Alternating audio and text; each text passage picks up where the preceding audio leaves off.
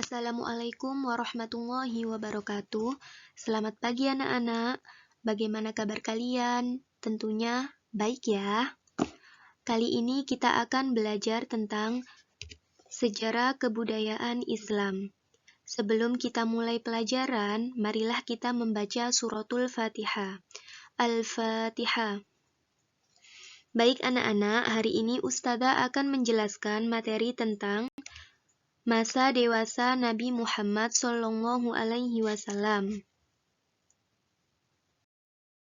Baik anak-anak, yang pertama Ustazah akan menjelaskan kehidupan Nabi Muhammad SAW setelah dewasa. Nabi Muhammad SAW sangatlah terkenal di antara para pemuda Mekah. Beliau seorang pemuda yang suka bekerja keras, tanggung jawab, santun, jujur, dan dapat dipercaya. Jadi anak-anak, akhlak Nabi Muhammad SAW dari masa kanak-kanak, remaja, hingga dewasa itu sangatlah terpuji. Kehidupan sehari-hari yang dijalaninya dilakukannya dengan ikhlas, pantang menyerah, dan selalu bekerja keras. Nabi Muhammad SAW juga tidak pernah ikut berkumpul dengan pemuda-pemuda Mekah untuk melakukan sesuatu yang tidak bermanfaat. Jadi anak-anak, Allah itu selalu menjaga Nabi Muhammad SAW itu dari perbuatan-perbuatan yang tercela. Rasulullah SAW tidak pernah menyembah berhala sebagaimana yang dilakukan oleh kaumnya. Dan beliau tidak pernah minum khomer. Khomer adalah arak. Tidak pernah bermain judi. Tidak pernah mengucapkan kata-kata yang kotor. Jadi Rasulullah SAW itu terkenal sebagai orang yang dapat dipercaya dan orang yang jujur. Terkenal di kalangan orang yang suka menepati janji. Sejarah hidupnya pun sangat lurus sekali. Perkataannya santun dan tidak pernah menyakiti hati orang lain. Ada beberapa pekerjaan yang pernah dilakukan Nabi Muhammad SAW dalam kehidupan menjelang dewasa yang tercatat di dalam sejarah. Kita ulas bersama-sama ya anak-anak. Yang pertama yaitu perjalanan ke Syam. Anak-anak, dahulu kaum Quraisy itu terbiasa bepergian ke Syam setiap 1 tahun sekali untuk berdagang, karena hal tersebut itu merupakan sumber utama untuk mendapatkan sebuah pekerjaan. Abu Thalib mengajak Nabi Muhammad SAW atas permintaan Nabi Muhammad sendiri. Dan ini menjadi sebuah perjalanan yang jauh yang pertama kali Nabi Muhammad ketika masih berusia 12 tahun.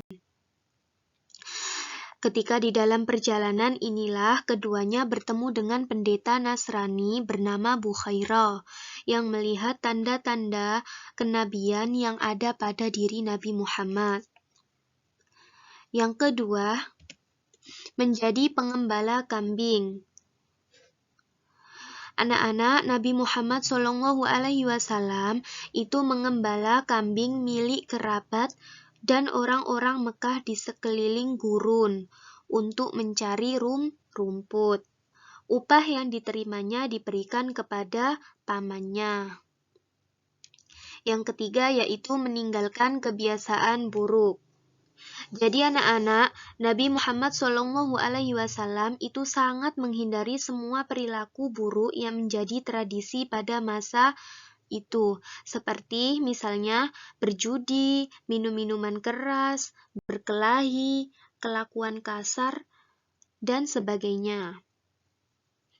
Yang keempat yaitu menjadi anggota pengurus Hilf al-Fudul. Jadi, dalam usianya yang sangat masih muda sekali, Nabi Muhammad itu mendapatkan kepercayaan dan kehormatan untuk menjadi anggota pengurus Hilf al-Fudul. Ada yang sudah tahu Hilf al-Fudul itu apa? Ya, Hilf al-Fudul adalah suatu perjanjian damai dalam menegakkan keadilan di kota Mekah. Yang kelima yaitu berdagang ke negeri Syam. Pada usia 25 tahun, Nabi Muhammad itu dipercaya membawa barang dagangan milik Khadijah binti Khuwailid ke negeri Syam.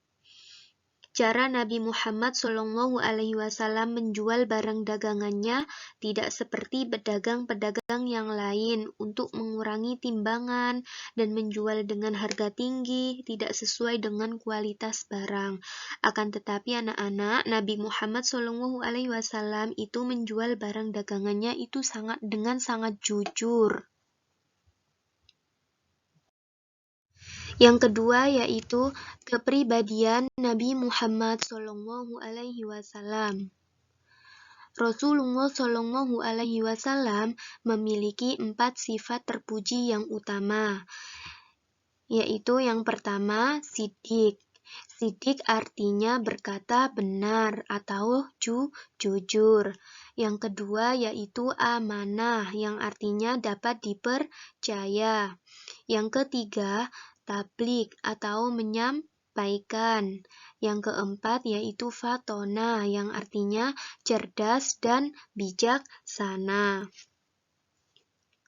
Oleh masyarakat Arab, Rasulullah SAW juga diberi gelar Al-Amin.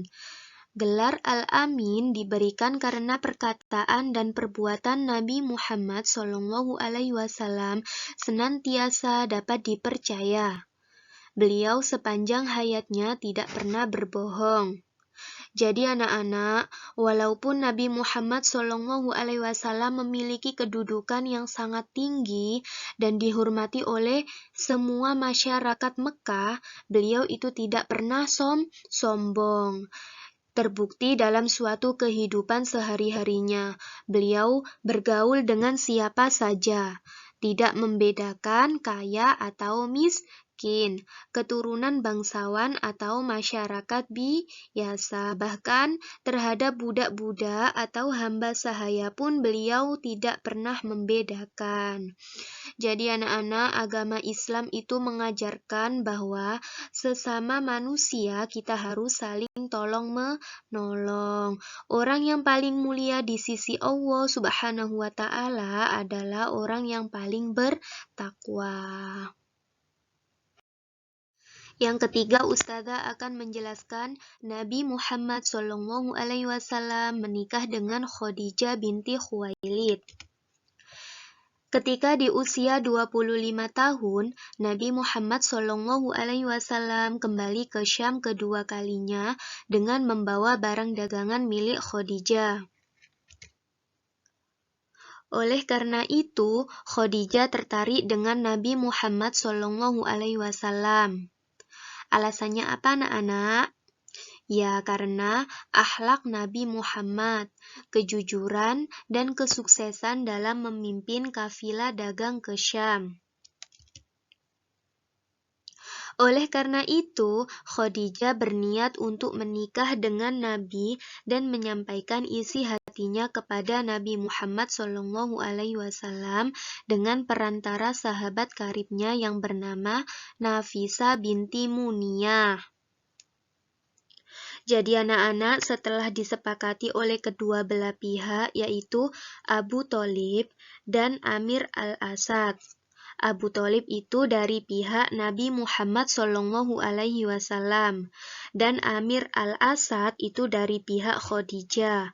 Maka dilangsungkanlah pernikahan Nabi Muhammad SAW dengan Khadijah binti Khuwailid dengan wali nikahnya adalah paman Khadijah yang bernama Amir al-Asad dengan mas kawinnya berupa 20 ekor unta.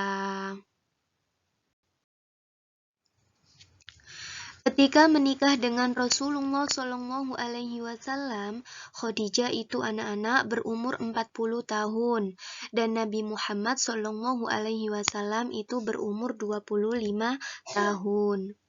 Dari pernikahannya dengan Khadijah, Nabi Muhammad SAW itu mempunyai 2 orang anak laki-laki dan 4 orang anak perempuan, yaitu Qasim, Zainab, Ruqayyah, Ummu Kulsum, Fatimah, dan Abdullah.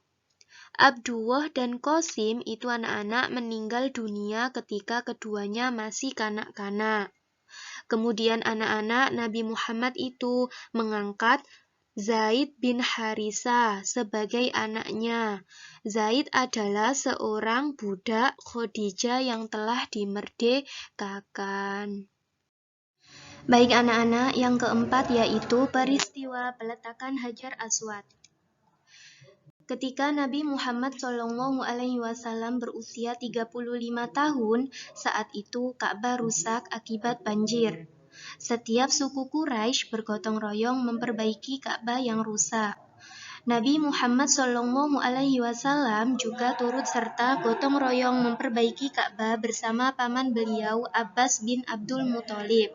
Jadi anak-anak, Ka'bah sejak dibuat pada zaman Nabi Ibrahim alaihissalam dan Nabi Ismail itu belum pernah diperbaiki sama sekali.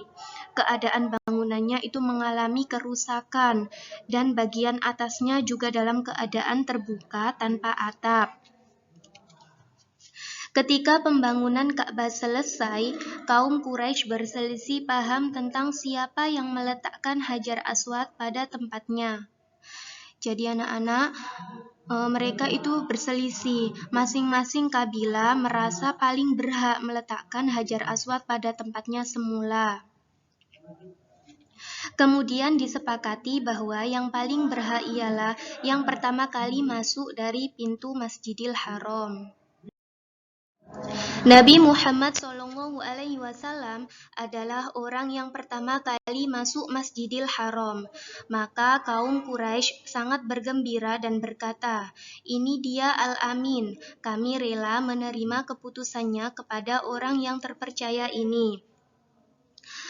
Jadi meskipun Nabi Muhammad SAW itu mengetahui perselisihan di antara mereka, tetapi selama 4 atau 5 hari tersebut beliau menjauh dari mereka sambil menunggu pembangunan dilanjutkan kembali. Setelah Nabi Muhammad SAW mengerti masalahnya, Nabi Muhammad SAW kemudian meletakkan Hajar Aswad pada sorban beliau dan diletakkan di tengah. Meminta setiap kepala suku Quraisy memegang ujung sorban tersebut dan memerintahkan untuk mengangkat dan membawa sorban bersama-sama ke tempatnya. Jadi anak-anak, dengan begitu semua suku merasa mendapatkan sebuah kehormatan sehingga perselisihan dapat dihindarkan. Kemudian Nabi Muhammad SAW mengambil dengan tangan beliau dan meletakkan kembali pada tempatnya. Maka hilanglah perselisihan karena kebijaksanaan dan kecerdasan Nabi Muhammad SAW. Jadi para pemuka Quraisy itu sangat gembira sekali dengan keputusan yang diambil oleh Nabi Muhammad SAW karena mereka terselamatkan dari perpecahan di antara masing-masing kabilah. Semua suku itu sangat puas mengambil dengan keputusan Nabi. Dan sejak peristiwa itu Nabi Muhammad SAW semakin terkenal di kalangan penduduk Mekah sebagai orang yang cerdas dan bijaksana. Kecerdasan dan kebijaksanaan beliau adalah bagian dari sifat kenabian, yaitu sifat fatonah. Kemudian anak-anak, Nabi Muhammad itu diangkat menjadi nabi dan rasul. Ketika beliau menyampaikan risalah kebenaran Islam, sebagian besar dari mereka banyak yang menentangnya. Demikian yang dapat Ustazah sampaikan, semoga bermanfaat. Jangan lupa belajar di rumah dan tetap semangat ya anak-anak. Wassalamualaikum warahmatullahi wabarakatuh.